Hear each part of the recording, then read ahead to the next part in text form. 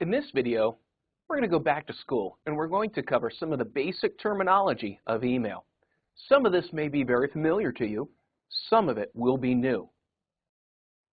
Let's get started and talk about the most basic element of email, and that's the list. Whenever you hear email marketers talk, they're going to be referring to the list, and simply, the list is the list of email addresses that you have. This list can be broken up in many ways, but ultimately, the list is your customers, your prospects, anyone who has said they want to receive an email from you.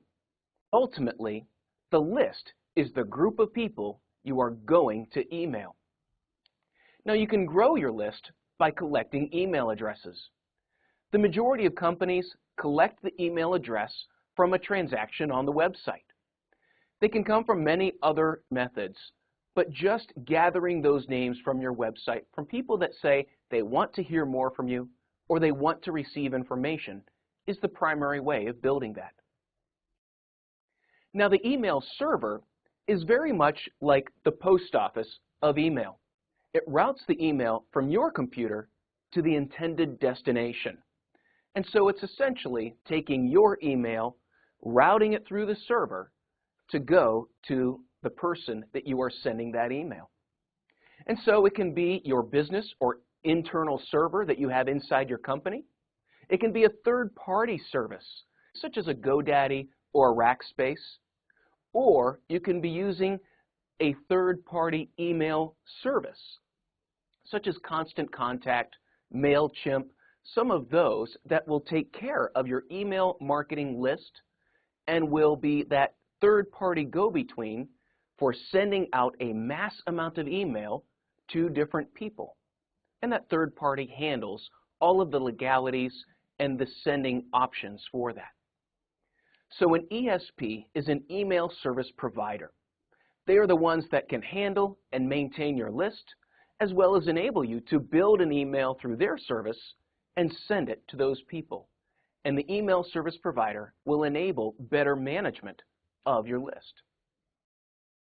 Now, one of the methodologies of sending email that is called a batch and blast is taking the same email message and sending it to everybody on the list. Typically, this is done with a newsletter or a company update, and what it does is it assumes that everyone is interested in this message. So that's why we call it the batch and blast. We're taking all the names that we have and we're sending them the exact same email. Now, sometimes for best practices, we tend to back off of this approach because we've found that targeted emails tend to work better. But batch and blast is just sort of an offhanded way of saying we're sending the same newsletter or the same communication to everybody we have on that list. Now, how you build your list is very important. How people have let you know that they want to receive an email message is critical. And so an opt-in is when someone allows you and gives you permission to send them an email. An opt-in is one of those very critical factors that helps establish your company as following best practices in email marketing. An opt-out is where you allow people to say, I don't want to receive email from you. And so it requires action on the part of the recipient to say, I no longer want to receive email from you. And a lot of laws require opt-outs to be part of mass mailings so that a recipient can opt out of future mailings at any time.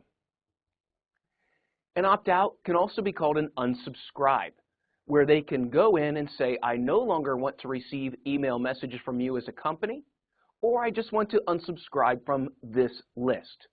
And so giving people the ability to manage their own email contact settings is something that allows you to comply to spam laws, but also gives your customer additional ability to manage their contact preferences. Now, I've mentioned the word spam numerous times, but chances are you know what that is. Spam is anything that you receive that's unsolicited or unsubscribed. If you've never subscribed to receive email from a specific vendor or a person or an organization, and it shows up in your email box anyway, that's considered spam. There are incredibly powerful spam filters on email servers everywhere. And so you need to make sure that you are abiding by best practices and spam laws in order for your email not to be considered spam. In talking about spam, what differentiates different types of messages is the understanding of what makes a transactional email. If someone is purchasing from you, if they've requested information, if they're looking for a download, that is a transaction. They have received value for giving you their email address. And that determines moving forward if they are receiving spam or if they have opted in to receive email messages from you. Now, a blacklist is something that you do not want your company to be on. A blacklist is set aside by email servers as a gateway to preventing people who have repeatedly abused email by sending spam, by sending unsolicited email to other people. And so the blacklist limits the ability of those organizations or those mail sources to send unsolicited email. The open rate is how many people opened your email to view it. The first measurement that people typically look at when it comes to email marketing is the open rate. And it's also the first trap that they can fall into. They tend to view open rates as the primary indicator of success of an email marketing campaign, but unfortunately, open rate doesn't tell the full story. And it's more of a fuzzy number because not all email clients report the open rate the same. It's very undependable. And so really, just use the open rate as a guide rather than focusing on it as a measure of success. A click-through is much more of a hard measurement of how people interacted with your email. So whereas we can look at the number of opens and get an idea of how many people looked, the click tells us how many people took an action to click through the email to the landing page that we have set up for that destination. And so it's much more of a hard number to look at success of an email campaign. Now, the email client is whatever your target recipient uses to view email. It could be Outlook, it could be MacMail. It's whatever they use in order to open the email. That's the email client.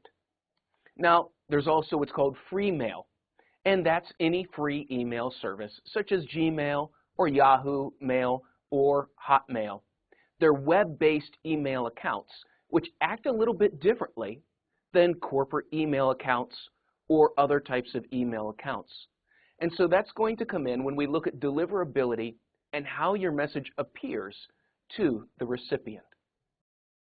This has been an overview of email marketing terminology, and I look forward to digging more into the Email Foundations series.